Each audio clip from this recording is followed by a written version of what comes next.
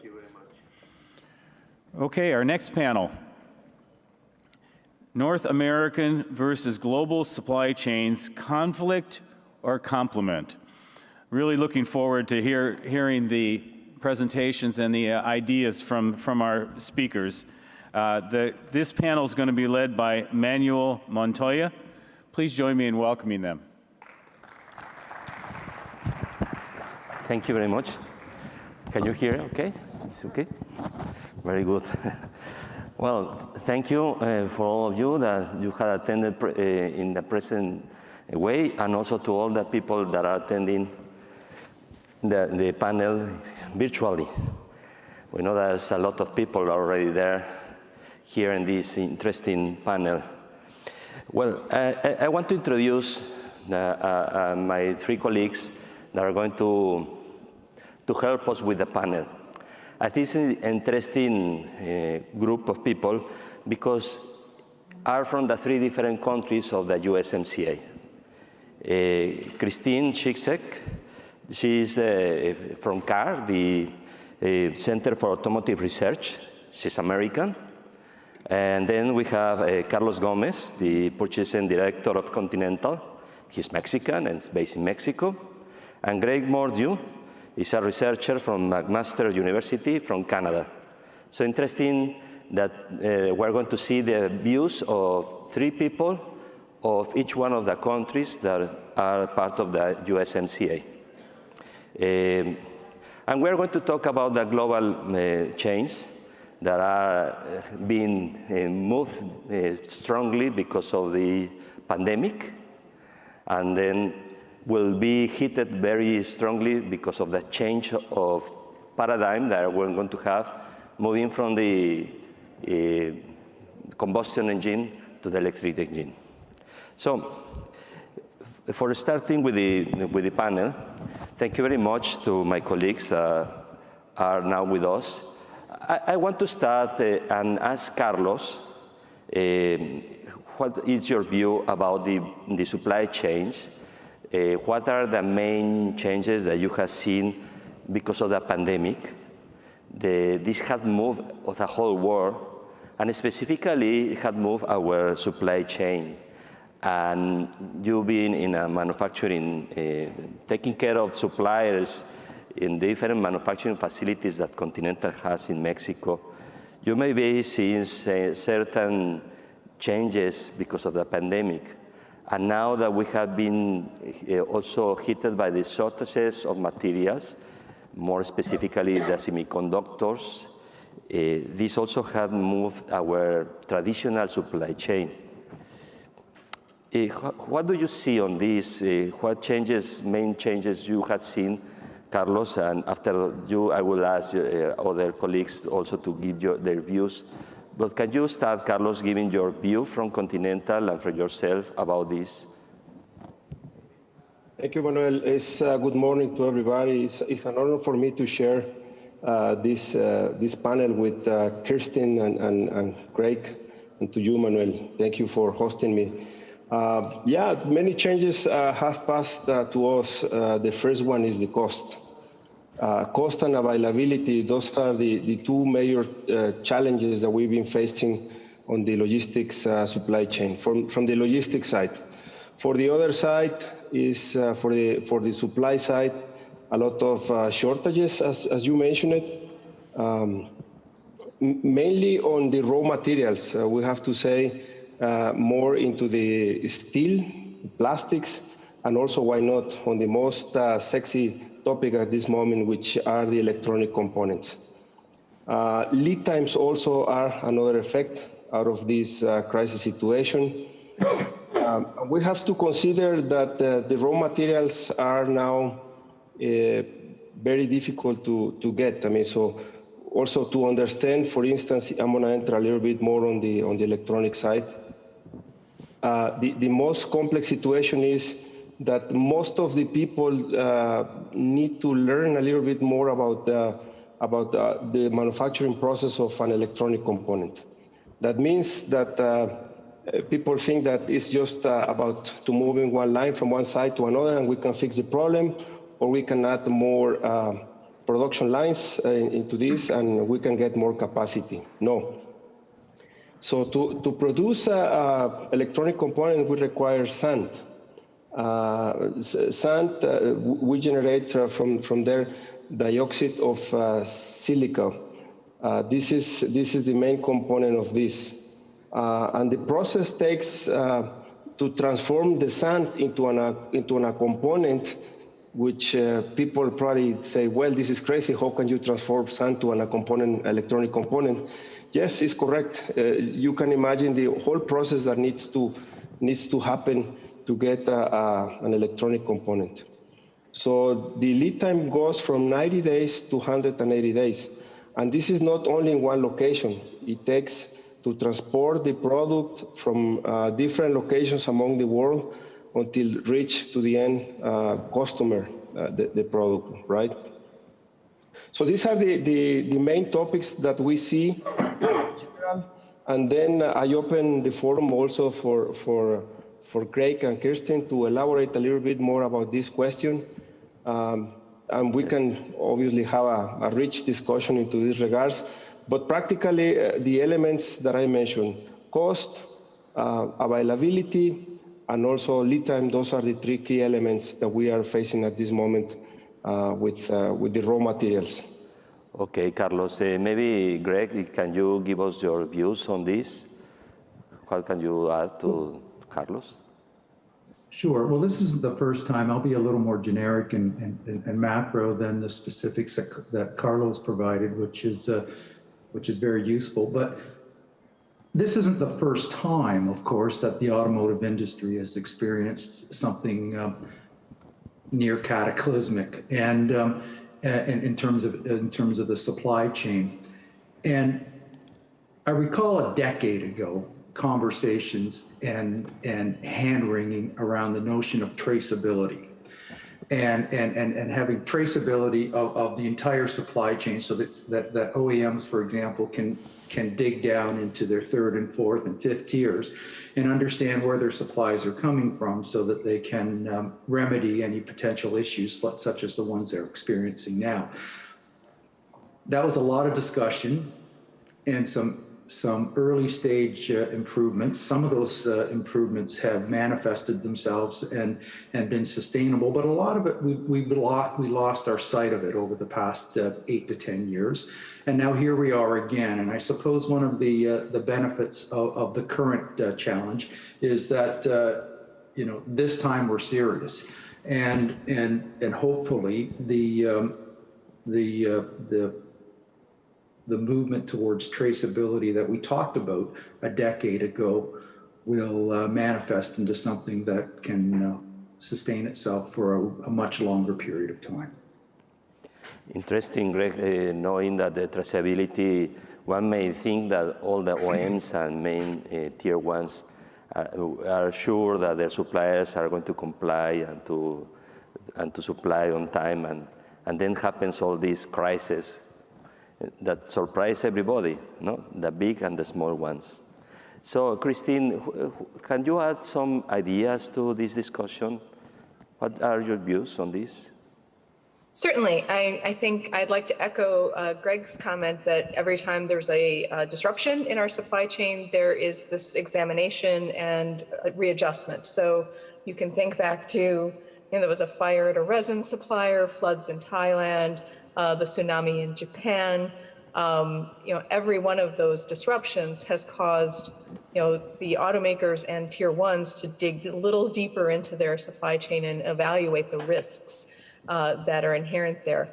I think that even in the midst of all of the disruption we're seeing now, there are still those normal everyday risks that exist. There are companies that can't deliver for, there was a tornado, or there was traffic, or there was a financial situation, or a strike, or there's, in our semiconductor supply chain, the COVID pandemic raging in countries that are not vaccinated or don't have high levels of vaccination is causing constriction as well. The President of the United States just issued an executive order that the ports can be open 24/7. We have more than 100 ships sitting off the coast of Los Angeles.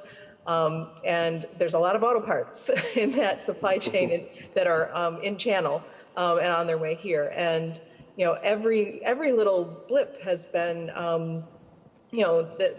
actually my son is in an economic class and he did a podcast about the bullwhip, like that one thing happens and it just ripples through the whole supply chain. But, we saw the Ever Given sitting in the Suez Canal and thought, what is behind that and what's going to disrupt automotive production behind that?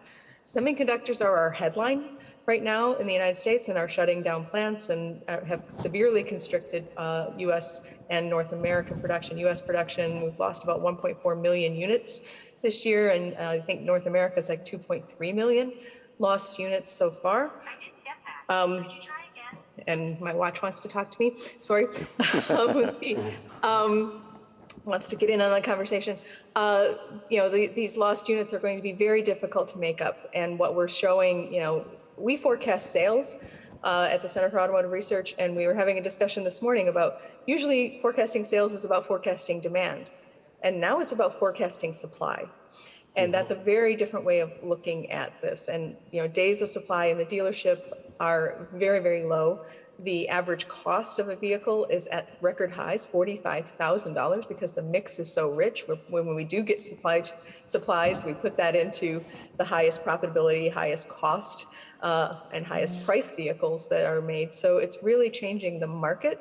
It's changing, the retail experience for consumers, and semiconductors are the top line. There's a lot of other disruptions below that that are not being seen because that's where most of the focus is. Very interesting, Kristin. If I can add also okay, for Carlos. your comments. Go, Carlos. Yeah, so just to continue the discussion, I think everybody has touched a very, very good points about we faced the same situation 10 years ago, more or less, and we execute the same mistakes, I have to say, the complete industry. Not only the automotive, I think all the technology-driven companies, we made the same mistake in terms of planning, as you say, Kristin. It's a repetitive issue that we didn't anticipate. Also, there are another factors that are playing very highly here. We are in a pandemic time, which also we face on that time, but plus some natural disasters that have been impacting the supply chain very highly. So tsunamis, earthquakes, fires, many, volcanoes, eruptions, and the pandemic also in Malaysia, in different countries, a channel that was never blocked, it was blocked by a boat that it was parked into the channel.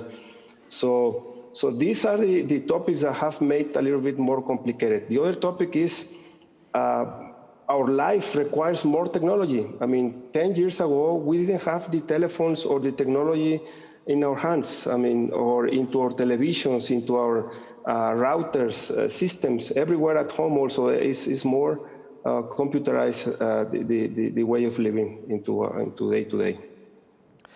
Yes, Carlos, and now that you are talking about these disruptions and how we are facing them and all these events that have happened around the world, we all remember that maybe 20 years ago we got to this famous globalization where the world is flat and that everybody will source from any place in the world because we'll always find someone that will be more competitive in costs, and our products will be produced with components coming from any part. Do you see, Carlos, after facing all these troubles in the supply chains, that we are moving to a different way of sourcing, maybe to more a regionalization than or nationalization against globalization? What's your point of view on this? Well, I think we need to continue to be global, but also we need to have second options all the time. You can imagine the top 5 electronic components manufacturers headquarters are from the US.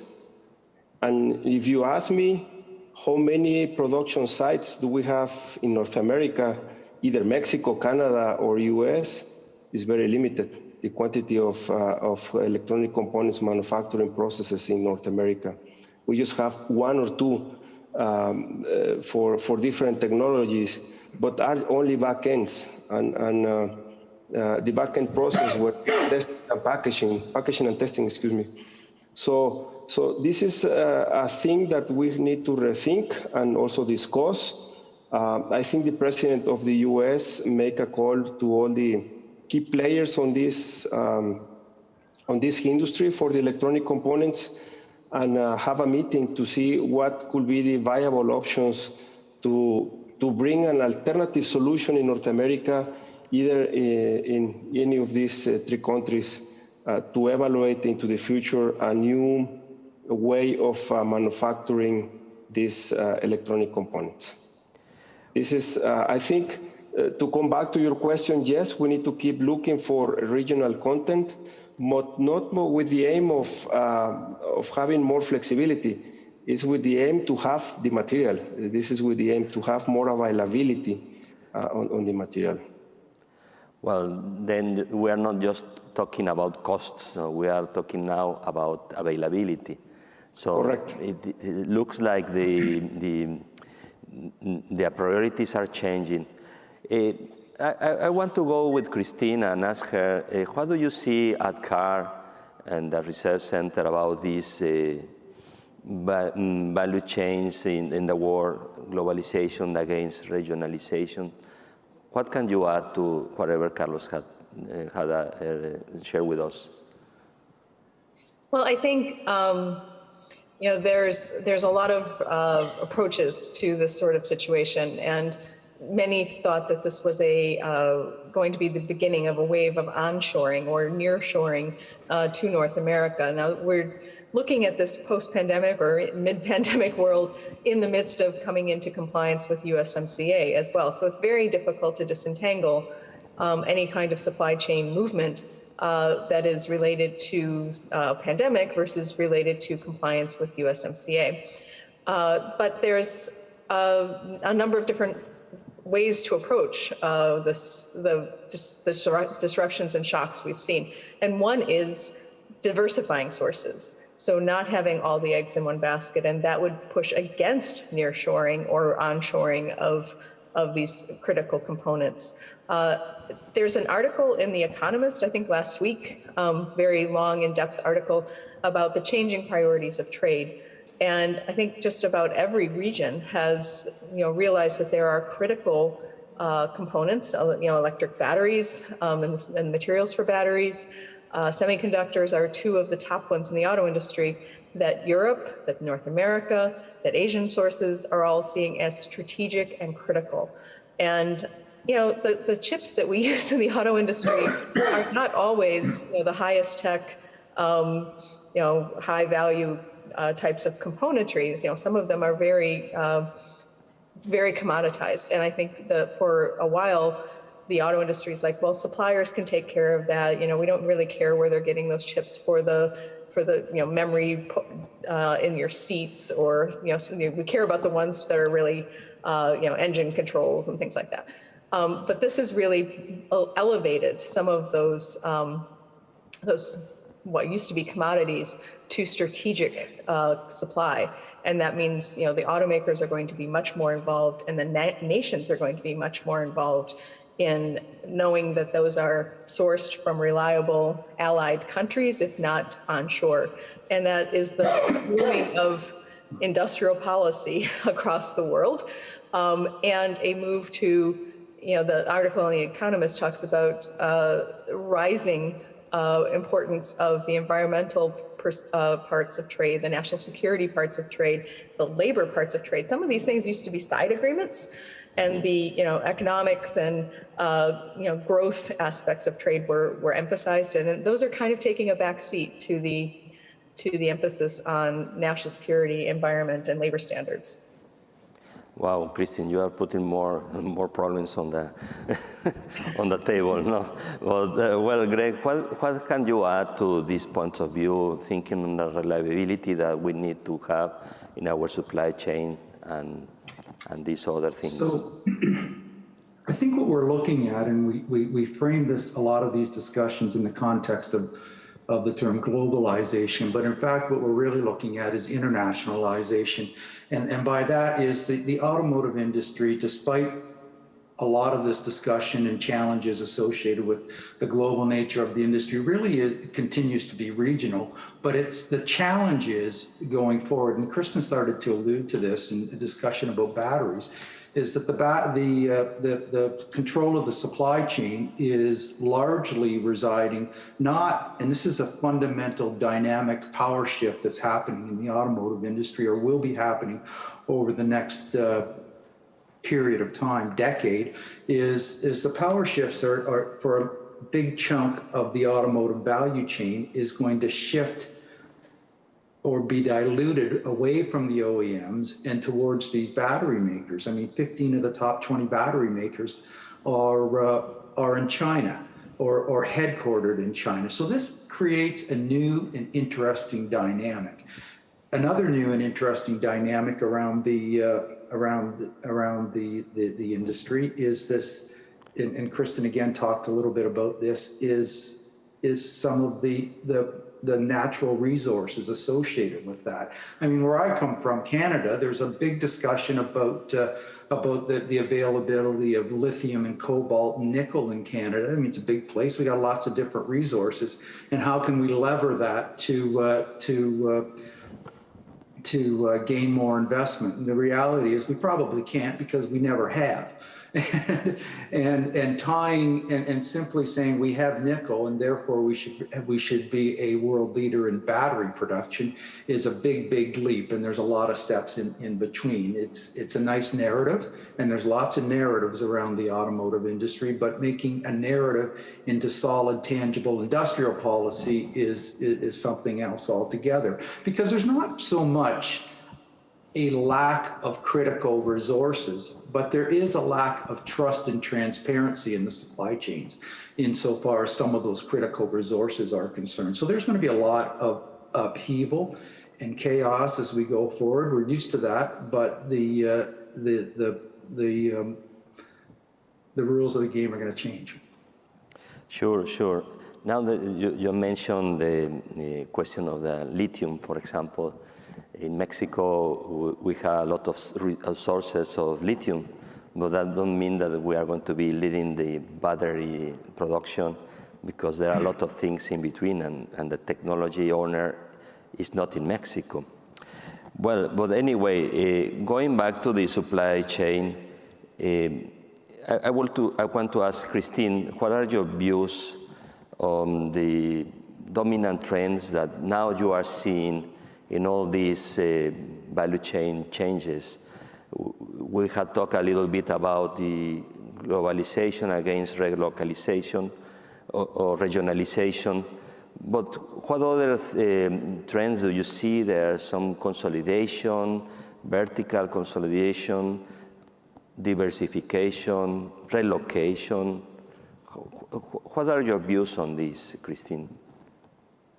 Well, I think the burgeoning electric vehicle production in North America is really going to change the shape of how we build vehicles. We're building completely new products on completely new platforms frequently, with new processes and new manufacturing techniques. Starting from a clean sheet of paper in many cases means that the automakers are looking at more commonality of parts across their electric vehicle lineup. That increases scale.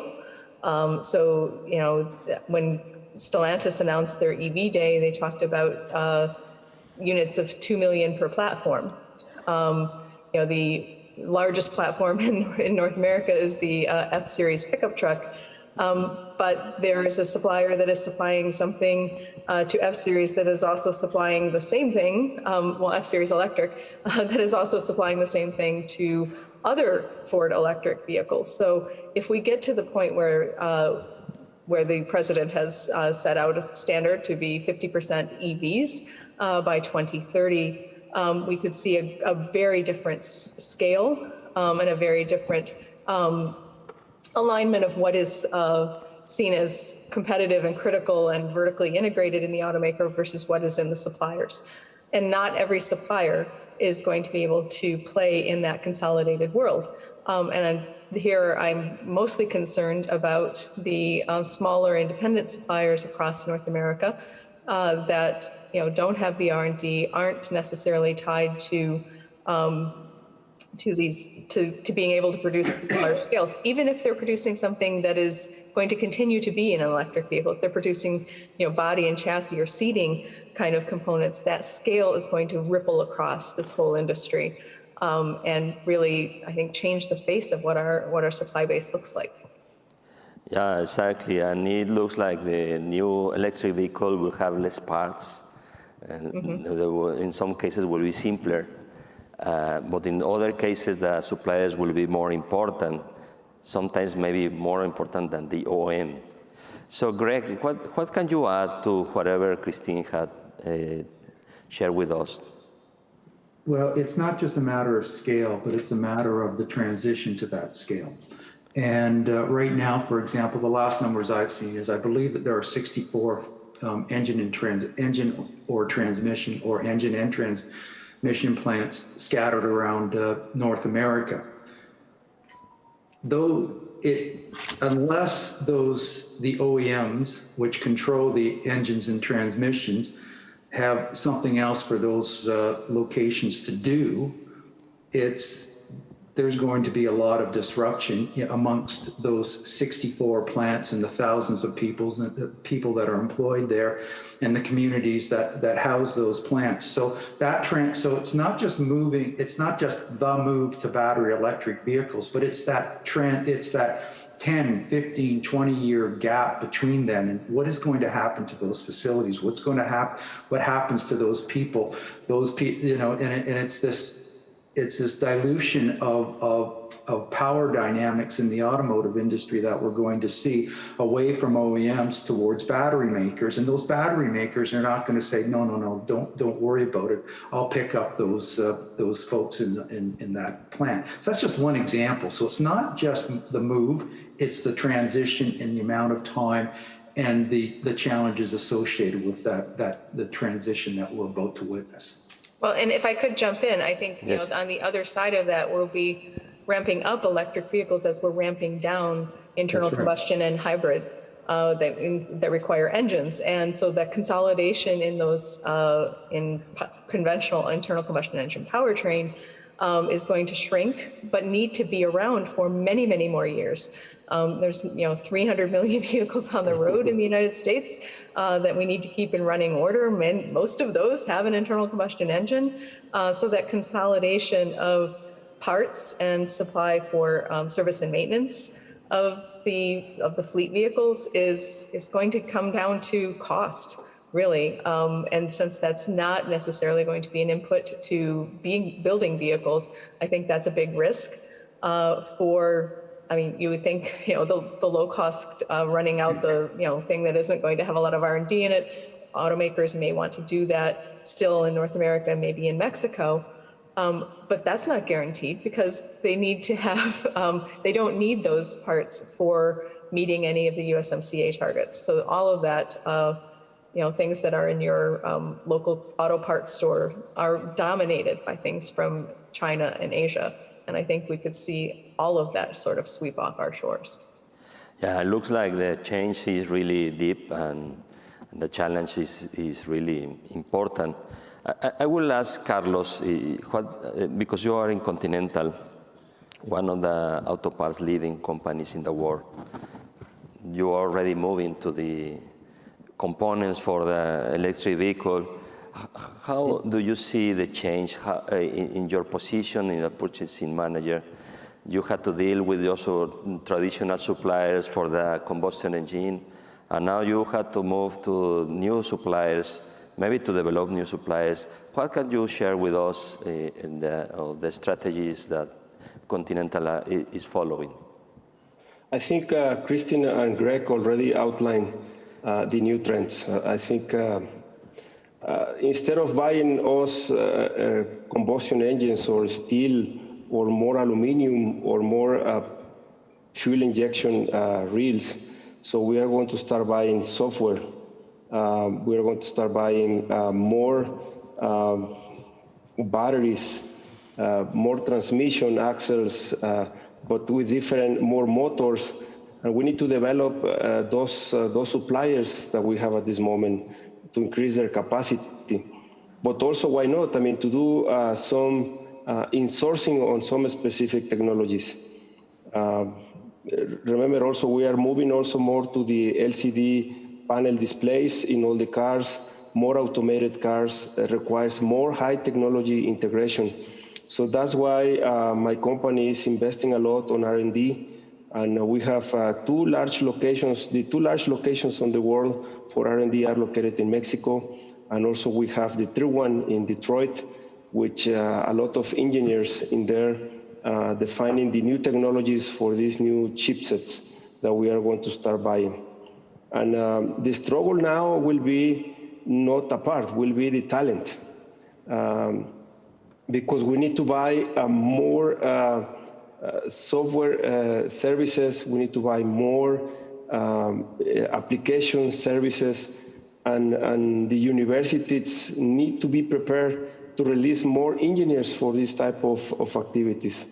So if my buyers now are buying a cable, the tomorrow they will be buying, or the now, I will say, will be buying more software and more embedded solutions for the products.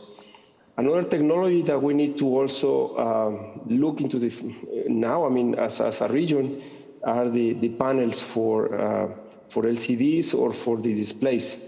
So these are the technologies that are also start having some struggles into availability because of the raw material, because also for the technology, and also because of the massive usage that we are having everywhere. Your telephone, your television, in your home, in your car. In your car now you have a curved displays that we didn't see in the past with more information. Also the buildings need to be prepared for that because the autonomous cars make kind of a connection with the buildings, with the pedestrians, with the cars, with the smart cities that are around. So that also will require a high technology investments into this. Those are my key points into these topics. Wow, amazing. Looks like the perfect storm is coming. We have problems. Well, so we need to be prepared. We need to be prepared. We need to be prepared.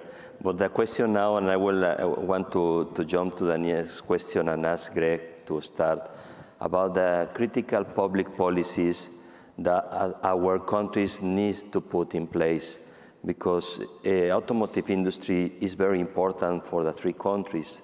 There's a lot of people working around, a lot of suppliers. Here in this event, we have the whole value chain, from industrial parks to law firms, human resources companies, manufacturers of components and OEMs, all these that we have been living in the last 100 years may change. What, Greig, can you tell us about the public policies that we need to take on a look on?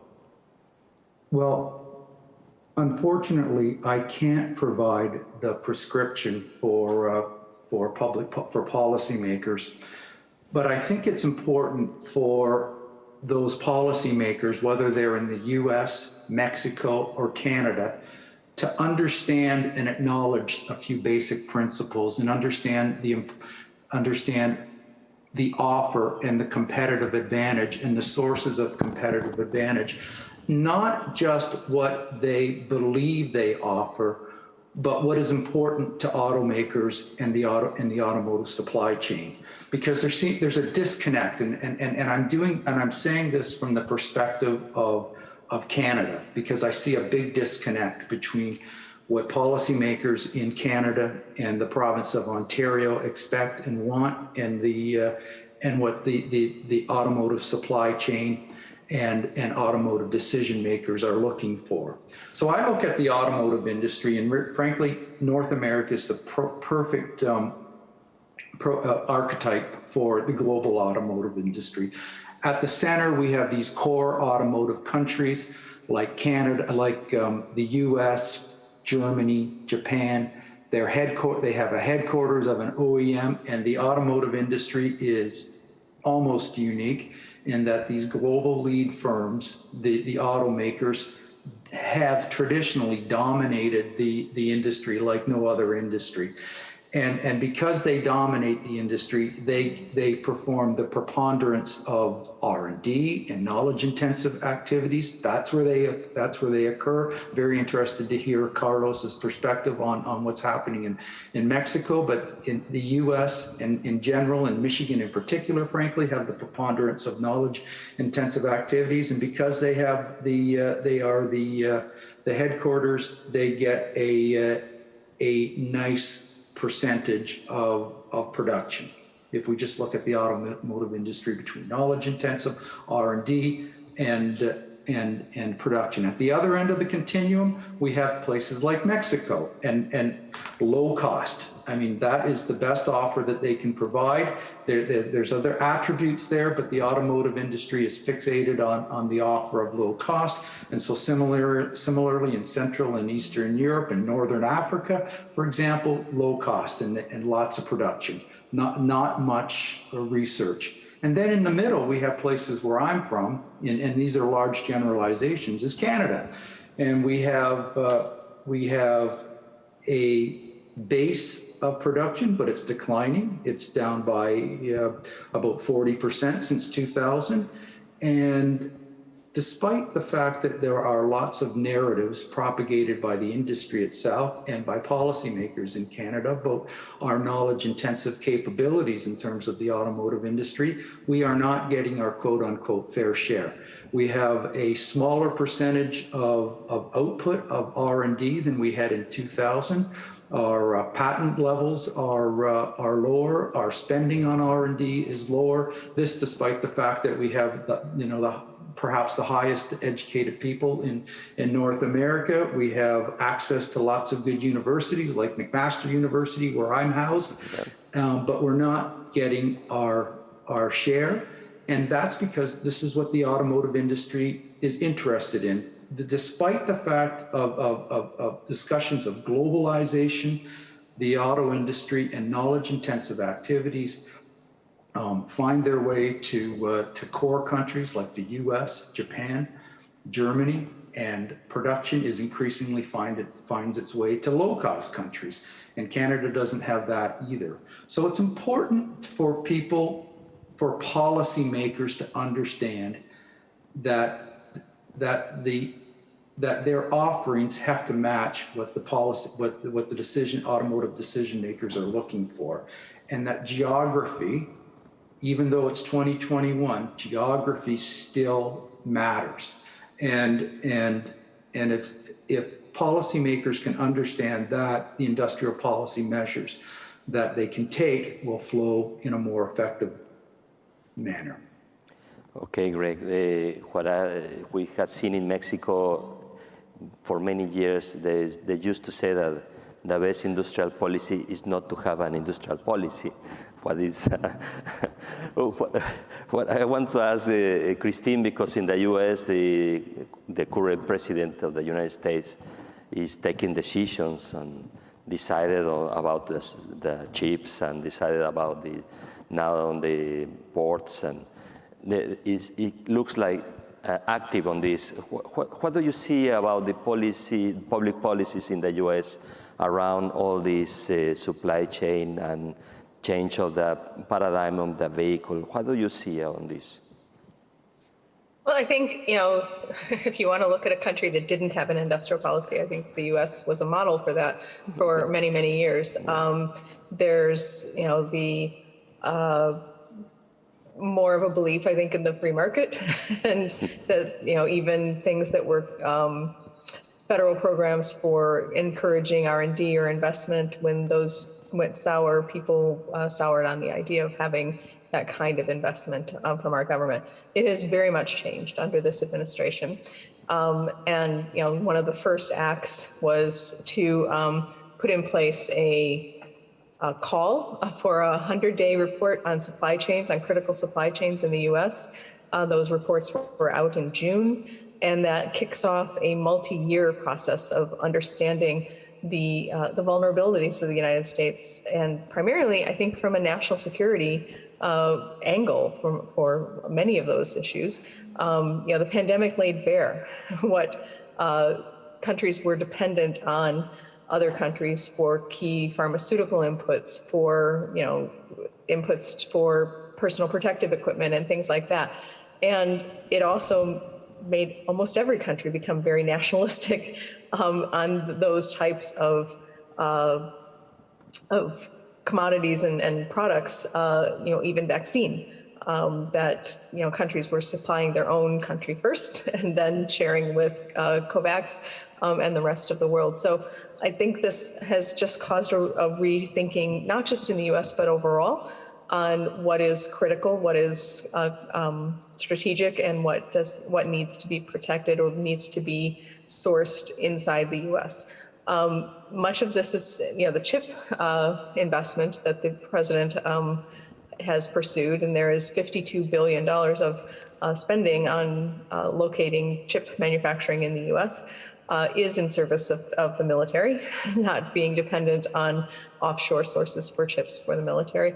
There's a little bit in there for auto, but I think we can't overlook that this is part of that rethinking of trade overall, to being about the climate, to being about labor, to being about national security, and thinking about those sources of, say, lithium coming from friendly countries like Australia or Mexico, and not China. And that is, I think, where much of the U.S. policy across the board is focused on how to rebuild the U.S. reputation in the world and to counter the economic strength of China. And that under previous administrations was to be part of the CPTPP. That's not really an option for this president. So I think a lot more of what we're seeing is internal, building up an industrial policy in order to have the same footing as China.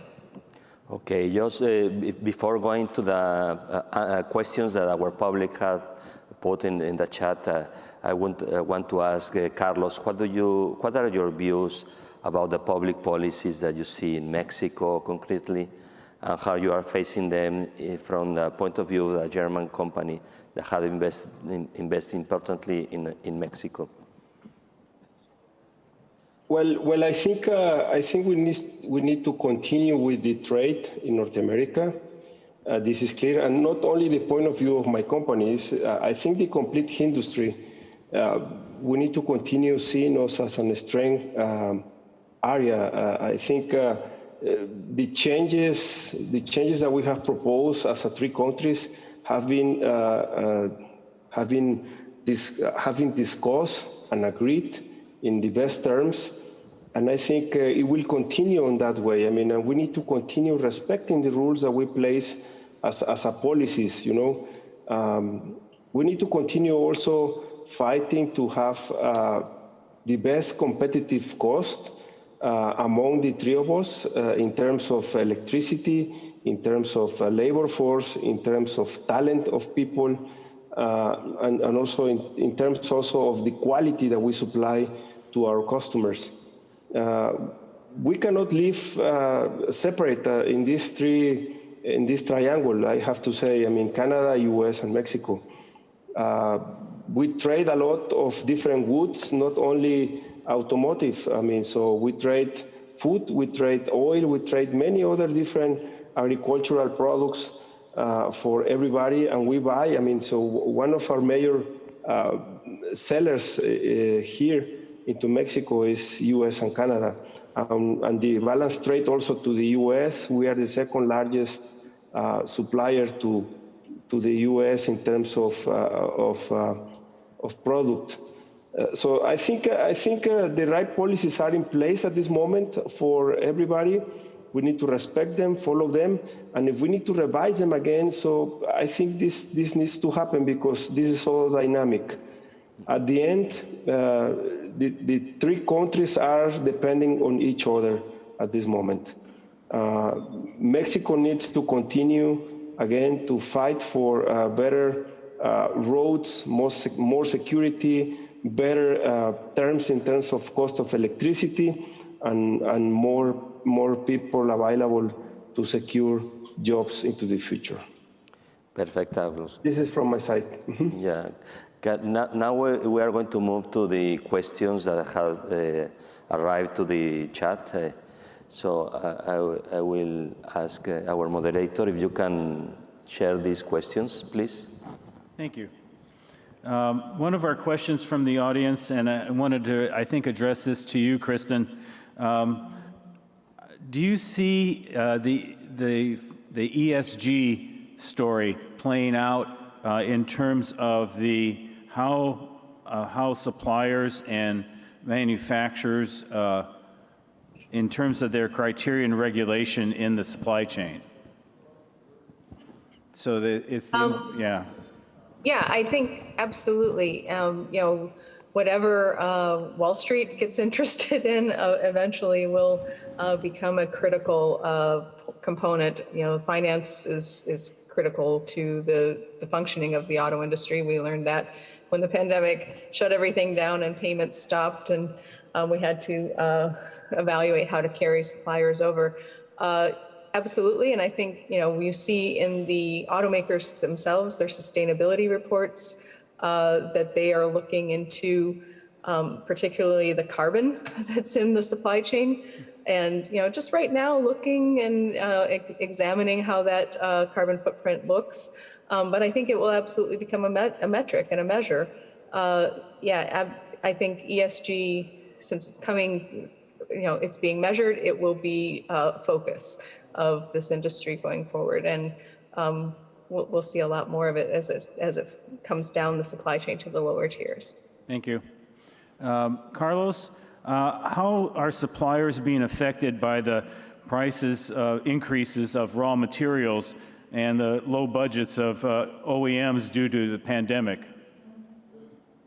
Well, so our customers are also going to be affected by the price increases. So no one company can sustain this. And not only speaking for one company, all the companies are facing the same situation. The suppliers are affected for the availability of their principal raw materials. And also that is transported also to us and also to the customers. At the end, the capacity is not there. This is clear. They need to invest in more capacity. That's why the cost is also reflected on there. And also, there are some industries that have more cost of margin that can afford that. So if you want to buy a telephone now, the cost is highly dramatic versus the last year. Or even a computer. If you want to buy a computer, in the past it was a commodity product, not now. This is a luxury to have a new computer with the latest microprocessor, and this takes also capacity from the suppliers, and it's clear. This is today is a supplier's market, and also is a combination, as I said, not only the raw material, also the natural disasters we've been facing with our suppliers have affected us dramatically. The pandemic also, some areas that are not vaccinated from our supply chain are being affected drastically on this case. So overall, in a nutshell, coming back to your point is, yes, the raw materials are the most critical topics at this moment. Very good, thank you. Greig, the traceability story actually I think even goes back a little farther. We were doing research with IT companies back in the early 2000s where they wanted to trace everything electronically and be able to provide the manufacturers with a story that they could use for recalls. For any component in a vehicle could be recalled because it would be traceable. So it actually, I think, goes back even more farther. But the question I have for you is, in your research, how have you seen the regionalization of the North American supply chain evolve? Well, what's happened, and I'll speak from the perspective of Canada, and it speaks to the importance of industrial policy, and it speaks to why industrial policy is, even though we've talked about not having industrial policy, why industrial policy has always been particularly important in Canada. Because, I mean, frankly, we've spent over $7 billion to prop up our now 13 assembly plants in Canada since the year 2000. So, you know, I don't know how to, you know, you can work through that. A bird just flew into my window. You can work through that any way you want from a mathematical perspective to see how much we paid for that. But it's $7 billion. But what has happened is that the automotive industry is less important today than it was in 2000, and not simply because we make fewer cars, but because we import more parts. We import more parts from we purchase parts domestically from suppliers that pay less than they did, relatively speaking, years ago. So the reason that we had this industrial policy is because the region was important in general, and Canada was important, obviously, in particular. But what we found over the years is that the ultimate spin-off benefits have actually gone down. And so that's not widely recognized, but the benefits of supporting the automotive industry have declined somewhat over the past 15 years, and they continue to drop. And so these are challenges. No one's talked this morning, at least within our group, of regionalization insofar as the Buy America provisions are concerned. I know Kristin knows an awful lot about that, but should those provisions go through, we won't need to have a discussion about the regional nature of the automotive industry as it applies to Canada, because the automotive industry, as we understand it in Canada, will slip away by 2026 if the proposals and the legislation that is working its way through the House finds its way and manifests itself in something that some people want, because we'll effectively have a tariff of 30 to 40% on vehicles that are coming from Canada. So the industry collapses if that happens. So the biggest industrial policy that we've had over the past, well, in Canada's case, 56 years now since the Auto Pact, then through the FTA, then through the NAFTA, and then through the USMCA, is this integration with the big market. But the big market doesn't matter if the market isn't interested in the vehicles that we're making, because policy has come into place that makes those vehicles too expensive. So that is a huge issue. Whether there will be a carve out for Carlos's country and mine, we'll have to see. But time will tell. Very good. Thank you. Kristin, we know almost any component shortage can stop a plant. How will OEMs make decisions about which components will need to be nearshored, I guess nearshored or nationalized? Well, I think yes, any component can stop a plant, and there are so many. It's still a minor miracle that this many parts come together in one place and we build a functioning machine that lasts for decades. I think what we're seeing is that, going back to what Greig started with, that transparency, they're just trying to understand where are these vulnerabilities and what raises to the level of being a strategic commodity. We've seen some automakers, I believe that Hyundai, talking about making their own chips and taking over that part of their supply chain in order to ensure the supply to themselves. I think we're still in the midst of figuring out what are those critical strategic supplies. And sometimes it's very clear. When Ford moved to making the F-150 aluminum, they first locked up aluminum supply so that they would not be crimped on on the supply of the metal. But I don't think we yet know where that is going to fall. And batteries are strategic, and that those joint ventures on batteries are showing that. But what else is strategic? It's not entirely clear yet. Yeah, especially I guess the lithium story, of course, is going to be one of those materials that's going to be strategic. And yet, because the Chinese actually have a lead on this, they've actually gobbled up a lot of lithium throughout the world. That doesn't mean there won't be other lithium spots created throughout the world, but it's definitely one of the challenges. Or other battery chemistries that don't involve lithium is another. There's approaches to that, and of course, there's always always hydrogen way out there on the far distant future. But the development of a sustainable supply chain is still very far away, I think. Yeah, it's going to we're really early days on this, as far as the transition to EVs as well.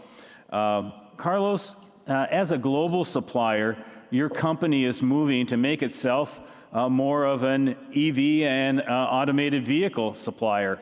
How do you see your company doing this?